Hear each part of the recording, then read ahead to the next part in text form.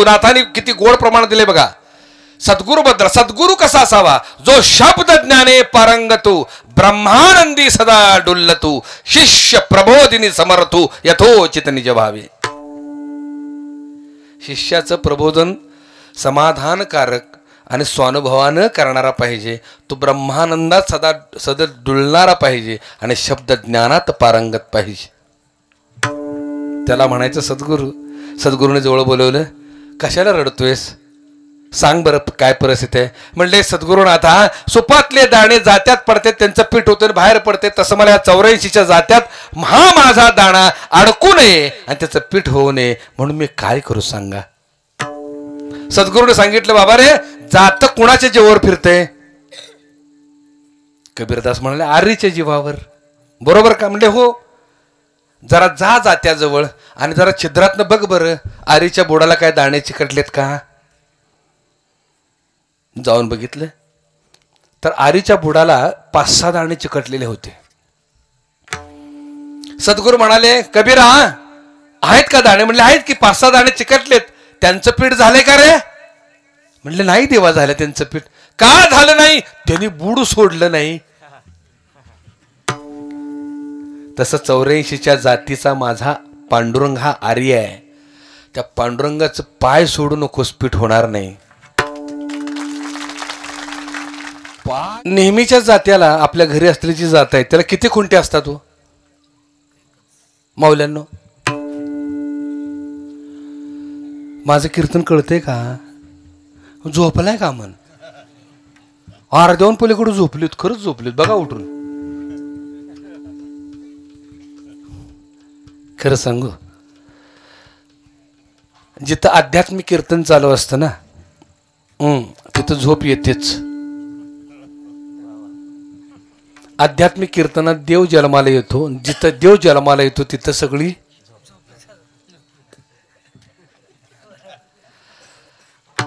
देवकीला आणि वसुदेवाला बंदिशाळेत कोंडून ठेवलं कंसानं आणि त्यांच्या पोटी संतान जन्माला आलं की निरोप देण्यासाठी म्हणून कंसानं काय करत माहिती का? राक्षसांची नेमणूक केली होती. कोणाची नेमणूक केली होती? राक्षसांची. झालं की मला कळवा. राक्षस डोळ्यात तेल घालून का इनाम सांगितलं होतं ना, जो मला पहिल्यांदा कळविल त्याला मो मागे इनाम. पहिलं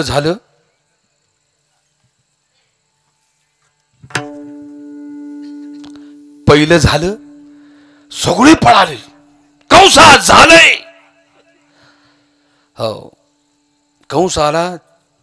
पहिलं बाळ धरलं, पायाला गरगर गरग धरून, पायाला गरगर धरून आपटलं, शिळेवर मारून टाकलं. दुसरं होईपर्यंत सगळे राक्षस डोळ्यात तेल घालून जागी. एक बी झोपलं नाही. दुसरं झालं, निरोप कळाला, दुसरं मारलं. तिसरं होईपर्यंत सगळी जागी, तिसरं मारलं. चौथं होईपर्यंत सगळी जागी. 6 मारेपर्यंत सगळी जागी. 7वं गुप्त झालं योगायोगानं. आणि 8व्या वेळेला भगवान श्रीकृष्ण जन्माला आले, सगळी झोपली.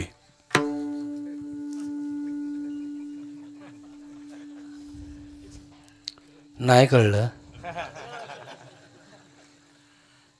म्हणजे देव जन्माला आला की झोपतं कोण? मोठ्यानं बोला. कीर्तनात जी झोपते ती कोण? बरं झालं तुम्ही सांगितलं. हा सिद्धांत आहे, लक्षात ठेवा. असो, एका ठिकाणी मी असंच कीर्तनाला गेलो होतो आणि मी अध्यात्म पलीकडे काय सांगत नाही हो. अध्यात्म पलीकडे मी बोलत नाही. मी ब्रह्म आणि माया या विषयावर बोलत होतो. ब्रह्म म्हणजे काय आणि माया म्हणजे काय? माया म्हणजे भ्रम आहे आणि परब्रह्म हे सत्य आहे. माया ब्रह्म निरूपण सुंदर आहे दासबोधामध्ये. आणि दासबोधाचंच मी विवरण करत होतो. आणि ब्रह्म म्हणजे काय आणि माया म्हणजे काय? माया म्हणजे भ्रम आहे आणि परब्रह्म हे सत्य आहे. सत्य आणि भ्रम, भ्रम म्हणजे काहीच नाही आणि सत्य सत्यच आहे. सूर्य असे गगनी, सूर्य गगनात आहे, पण आभाळानं आच्छादल्यामुळं काय झालं तो दिसेना. तो आम्हाला वाटलं बहुतेक तो मावळला, पण जसे ढग बाजूला झाले तसा तो लख्ख सूर्य कळाला. सूर्य सत्य आहे आणि आभाळ भ्रम आहे. तसं देव सत्य आहे, माया भ्रम आहे, म्हणजे काहीच नाही. तसा विषय चालला होता, सत्य म्हणजे काय, भ्रम म्हणजे काय. तुम्ही आता जसं डोळं मोठं करून माझ्याकडं गांभीर्यानं बघताय का नाही, तशी सगळी बघत होती मोठं डोळं करून. मी म्हणलं गड्यानो, इतका सुंदर विषय चाललाय, सत्य म्हणजे काय, भ्रम म्हणजे काय, सांगता का जरा. एक नाही दोन नाही. अरे म्हणलं सांगा गड्यानो, सत्य म्हणजे काय, भ्रम म्हणजे काय. बऱ्याच वेळाने एकानं हात वर केला. मला बरं वाटलं. म्हणलं 1000त 1 तरी माझं कीर्तन कळणार आहे. माझे कॉलर टाईट. सांग म्हटलं गड्या, सत्य म्हणजे काय, भ्रम म्हणजे काय सांग. तो म्हणला, महाराज तुम्ही सांगता हे सगळं सत्य आहे, पण तुम्ही सांगितलेलं आम्हाला कळले असं जे तुम्हाला वाटते तो तुमचा भ्रम आहे.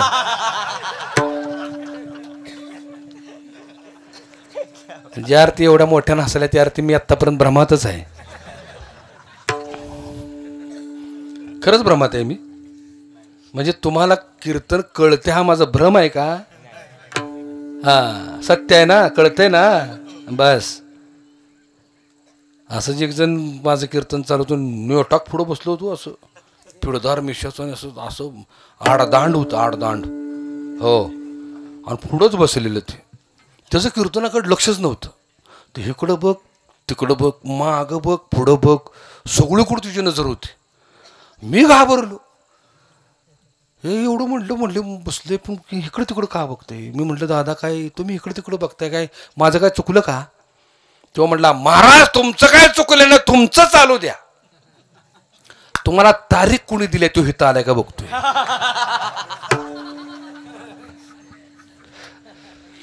डॉक्टर साहेब असं होणार नाही, काळजी करू नका. आता काय बरोबरच आहे ना. असो, जीव शिव दोन्ही खुंटे गे. नेहमीच्या जात्याला एकच खुंटी असते, पण जनाबाईच्या या जात्याला या. आता ही जात विसरा बरं, डोक्यातनंच काढा. त्या जात्याचा आणि आजच्या कीर्तनाचा काडी मात्र संबंध नाही. हे जात नाही, हे जात म्हणजे निघालेलं. या निघालेल्याला 2 खुंटे आहेत. कुठल्या कुठल्या खुंटे आहेत. एक जीव आणि एक शिव. जीव म्हणजे दिसतंय हे तुमचं जातं सोडा. आता हे माझ्याकडे बघा, हे जातं निघाले, हे बी 84च्या फेऱ्यात अडकले. हे दिसतंय ना, हे जीव आहे. आणि हे जीव ज्याच्या जीवावर नांदते, आतमध्ये वास करणारा जो कोण आहे तो शिव आहे. आज महाराज कीर्तन करते खरं, पण शिव नावाची खुंटी मजबूत आहे म्हणून बोलते. जीवनावाची खुंटी दिसते पण शिवनावाची खुंटी दिसत नाही. पण दोन्ही एकत्र असल्याशिवाय कार्यभागच चालत नाही. म्हणून जीव शिव दोन्ही खुंटे गे. आपल्या संतांनी परमार्थ इतका सोपा करून सांगितला बघा. 2च खुंटे का सांगितले, 1 खुंटे का सांगितले नाही. कारण आहे, सगुणाशिवाय निर्गुण कळत नाही, निर्गुणाशिवाय सगुण नांदू शकत नाही. निर्गुण तत्व निराकार आहे, ते कळण्यासाठी सगुण साकाराची गरज आहे. फळ्यावरती शून्य काढलं आणि मुलांना विचारलं, मुलांना काय आहे. मुलं म्हणली गुरुजी शून्य आहे. फळ्यावरचं शून्य पुसलं, म्हणलं आता काय, काहीच नाही. पुन्हा शून्य काढलं, विचारलं मुलांना काय आहे, म्हणलं गुरुजी शून्य आहे. पुन्हा पुसून टाकलं, म्हणलं आता काय, काहीच नाही. पुन्हा प्रश्न विचारला गुरुजींनी, मुलांनो अरे शून्याची किंमत काय आहे. अहो म्हणले गुरुजी शून्याची किंमत काहीच नाही. आता शून्याची किंमत जर काहीच नाही असेल, 10 वजा 10 डॉक्टर साहेब किती झाले, 0. आता 10 वजा 10 0 म्हणजे काहीच नाही.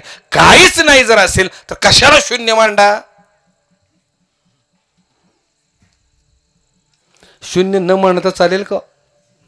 कारण 10 वजा 10 म्हणजे 0 हे कळण्यासाठी खाली गोल भोपळा काढावा लागतो. शून्य काढावं लागतं, आकार द्यावा लागतो, त्याशिवाय तो कळत नाही. तसं निर्गुण व्यक्त परमात्मा कळत नाही, म्हणून हा शून्याकार आहे. देवळात का उभा केलाय, तो कळावा म्हणून शून्याकारात आकारात त्याला उभा केलाय. भूमिका समजून घ्या. आणि म्हणून देवळातलाही तितका श्रेष्ठ जेवढा व्यापक आहे, आणि व्यापक आहे तितका श्रेष्ठ जेवढा देवळात आहे. भूमिका समजून घ्या. कळावा म्हणून अनंत रूपे अनंत वेशे देखिला मी त्याशी बाप रखुमा देवीवर खूण बाणली कैशी. प्रत्येक देवळात खूण म्हणून उभा आहे. भूमिका समजून घ्या. म्हणून जनाबाई सांगताना सांगते दोन्ही शिवाय पर्याय नाही. जीव शिव दोन्ही खुंटे गे. बीजची झाले तरू भांगारचे अलंकार तैसा मज एकाचा विस्तारू ते हे जग. बीच झाड झालेलं आहे पण बी दिसतं का? झाड दिसतं. तसं झाड हे जीव आहे आणि बी हे शिव आहे. भांगाराचे अलंकारू सोन्यानंच अलंकाराचं रूप धारण केलेलं आहे. अलंकार म्हणजे जीव आहे आणि सोनं म्हणजे शिव आहे. पण सोन्याशिवाय अलंकाराला महत्व नाही ना अलंकाराशिवाय सोन्याला किंमत नाही. बरोबर आहे का चुकीचं आहे? डॉक्टर साहेब बाप श्रीमंत होता, खूप श्रीमंत होता. एकुलती एक मुलगी होती म्हणून मुलीच्या लग्नात बापानं 3 किलो सोन्याची वीट पुरीच्या गळ्यात बांधली. किती किलो? 3 किलो. का 3 किलो कमी आहे वे? काय किंमत आहे बघा की. 3 किलो म्हणजे झालं काय? 3 किलो सोन्याची वीट पुरीच्या गळ्यात बांधली. पोरगी म्हणली गळ्यात कशाला बांधत्या, डोक्यात घाला ना मारा. बरोबर आहे तिचं. बापाच्या दृष्टीनं सोनं अनमोल आहे पण पोरीच्या दृष्टीने शून्य आहे. काय शून्य आहे? जोपर्यंत आकारात नटत नाही तोपर्यंत त्याला महत्व येत नाही, किंमत येत नाही, आनंद मिळत नाही. अलंकारात नटलं पाहिजे. तसा अव्यक्त परमात्मा अनमोलच आहे पण जोपर्यंत तो आकारात येत नाही तोपर्यंत त्याचं भजन करता येत नाही, भक्तिप्रेमाचा आनंद घेता येत नाही. म्हणून आपले संप्रदायाच्या अध्वर्य ज्ञानोबा मौली इतकं सुंदर सांगतात कोणालाच कमी लेखू नका. तुझं सगुण म्हणो की निर्गुण रे. सगुण निर्गुण ऐको गोविंदू रे. भांडू नका रे बाबानू. सगुण निर्गुण ऐको गोविंदू रे. कोण म्हणे दृश्य, कोण म्हणे अदृश्य, अदृश्य दृश्य को गोविंदू रे. कोण म्हणे व्यक्त, कोण म्हणे अव्यक्त, व्यक्त व्यक्त को गोविंदू रे. कोण म्हणे स्थूल, कोण म्हणे सूक्ष्म, स्थूल सूक्ष्म एक गोविंदू रे. भांडणच मिटवून टाकली. भक्त्याने ज्ञानाचा संगमच करून टाकला. बघा गीतेवरती भाष्य अनेकांनी केलं. पहिलं भाष्य केलं त्या आद्य शंकराचार्यांनी, दुसरं वल्लभाचार्यांनी, मध्वाचार्यांनी, रामानुजाचार्यांनी, नाही का, अष्टावक्रांनी, अनेकांनी भाष्य केलं. अलीकडं गुरुदेव रानडे, लोकमान्य टिळक, विनोबा भावे, ओशो ह्या सगळ्या मंडळींनी गीतेवरती भाष्य केलं. सगळ्याच. ज्ञानोबरायांनी सुद्धा गीतेवरती भाष्य केलं. ह्या सगळ्यांनी भाष्य केलं खरं पण जगमान्य झाली ती ज्ञानेश्वरी. जगमान्य झाली ज्ञानेश्वरी. का जगमान्य झाली? प्रत्येकाने ज्ञानाला महत्व दिलं पण ज्ञानोबरायांनी त्या ज्ञानाला भक्तीची जोड दिली. भक्तीची जोड दिल्यामुळे ती जगमान्य झाली. का? लोपले ज्ञान जगे हित नेणते कोणी. आणि भक्ती प्रेमानं हा जीव आसुसलेला आहे भक्ती प्रेमाला आणि म्हणून त्याला भक्तीची आणि प्रेमाची जोड दिली म्हणून ती जगमान्य झाली. खरंच आपल्या संतांचं खूप कौतुक आहे.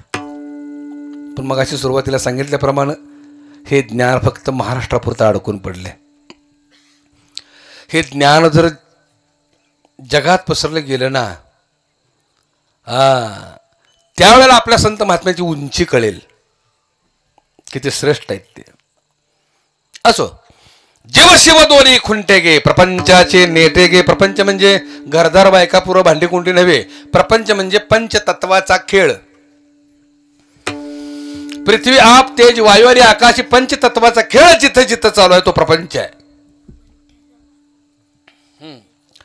प्रपंचाचे नेटे गे जीवनी शिव दोघ जण लावून पाची बोटे तू ये रे बा विठ्ठला. एकूण 10 बोट आहेत हाताला, दोन्ही हाताला. पण 5च बोट का?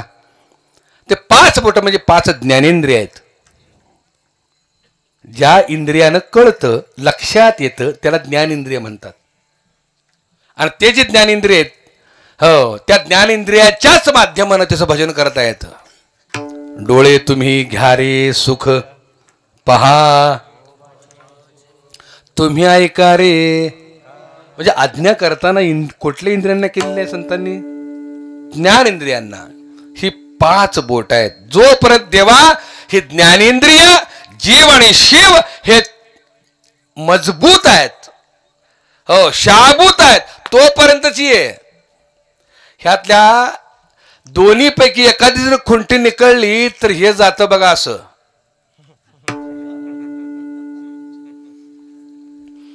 ढकलील तिकडं पडतं का? शिव नावाची खुंटी निकळली, ती खुंटी निखळायच्या देर ये देवा. जीव शिव दोन्ही खुंटे गे, प्रपंचाचे नेटे गे, लावून पाची बोटे तू ये रे बा विठ्ठला.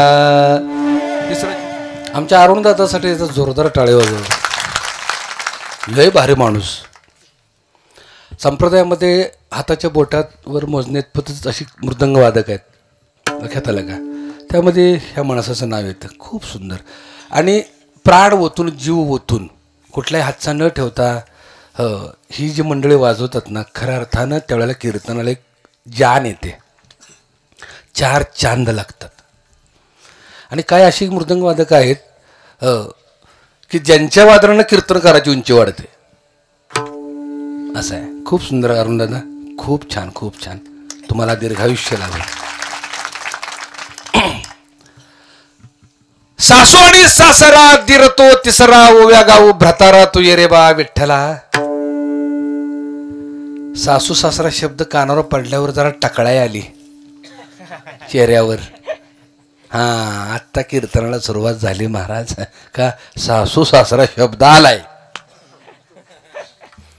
तुम्ही किती जरी माझ्या मागे लागला तरी ते सासू सासरा आज सांगणारच नाही मी. हा, कारण आजच्या अभंगातली सासू वेगळीच आहे, सासरा वेगळा आहे, दीर वेगळा आहे. तो कोण आहे समजून घेऊया.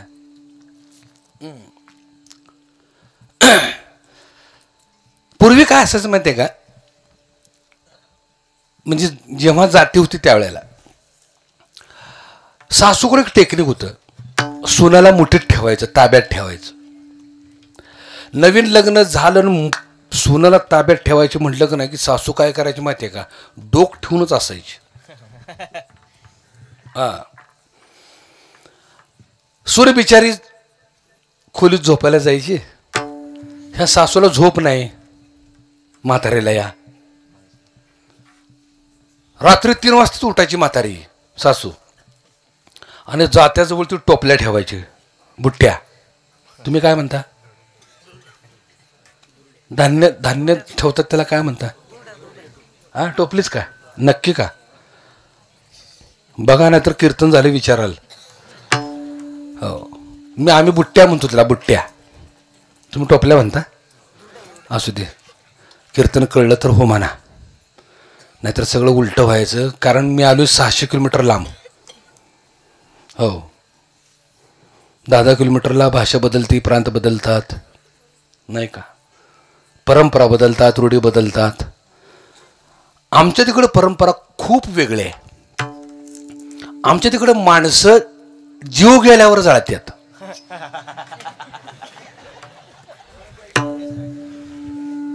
इकडं कशी जाळतात? जीव गेल्यावरच ना. हा, मग बरोबर आहे. काय परंपरा आपली एकच आहे, हरकत नाही. ती सासू काय करायची माहिती आहे का? 7-8 टोपल्या त्या धान्याच्या तशाच त्या जात्याजवळ नेऊन ठेवायची 3 वाजताच, आणि सुनाच्या खोलीत जायची. ती बिचारी दिवसभर काम करून सून झोपलेली असायची.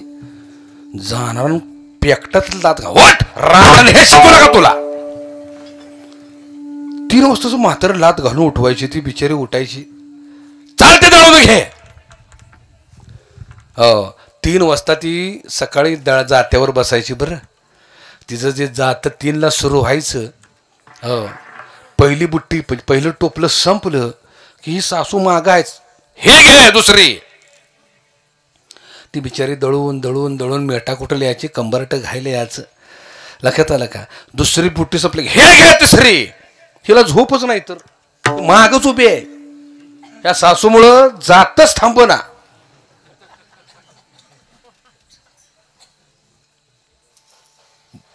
टोपल्यावर टोपलं, टोपल्यावर टोपलं चालू आहे. तसं या जात्याची एक सासू आहे. तुम्ही आम्ही सूनच आहोत. बायका म्हणजे सून नाही, पुरुष सुद्धा सून आहे. या ठिकाणी जाच भोगतोय. आणि ते सासू कोण आहे? जिच्यामुळं जात फिरतय ना, ती सासू वेगळी आणि जन्म मरणाचं जातं जिच्यामुळं फिरते ती सासू नाथाने आपल्या हरिपाठात सांगितलेलं आहे. जन्म घेणे रागे